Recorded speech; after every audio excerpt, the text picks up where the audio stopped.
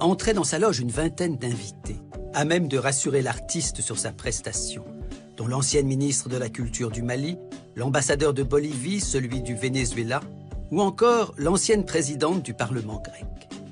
La présence en ces lieux de plusieurs personnalités originaires d'Amérique latine était logique. Ce sous-continent accompagne Jean-Luc Mélenchon depuis des années, et rien de ce qui touche à la Bolivie, au Venezuela, mais aussi bien au Chili, à Cuba ou à l'Équateur, ne lui est étranger.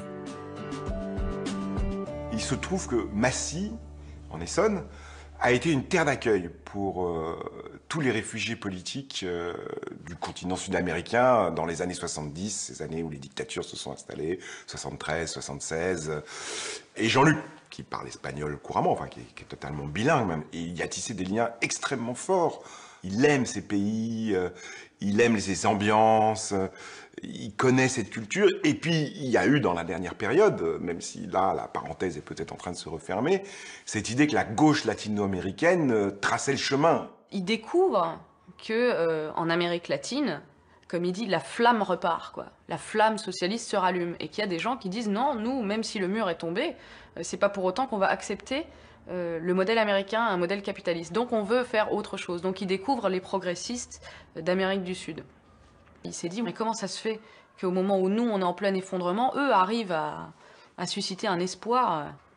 Dans tous ces pays, ils ont réparti la richesse autrement. C'est le cas du Venezuela. Au moment où nos amis arrivent au pouvoir, le baril de pétrole est à 100 $. Donc au lieu de faire genre roi d'Arabie Saoudite, je garde tout pour moi et ma famille, ce qui était le cas avant, les corrompus gardaient tout pour eux, Chavez s'est mis à tout distribuer. Il a distribué en grand. Et donc a créé un enrichissement de la société, la formation d'une nouvelle classe moyenne. Bon, ça a créé d'autres problèmes après.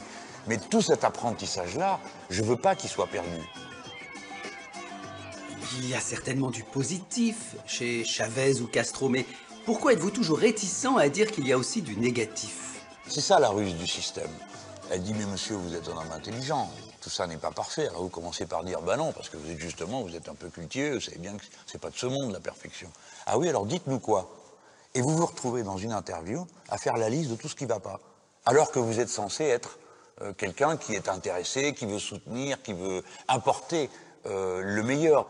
Mais vous savez, ce que je vous raconte là, je l'ai vécu mais 100 fois. On pourrait peut-être commencer d'abord par dire ce qui est bien. Par exemple, combien il y a de pauvres en moins.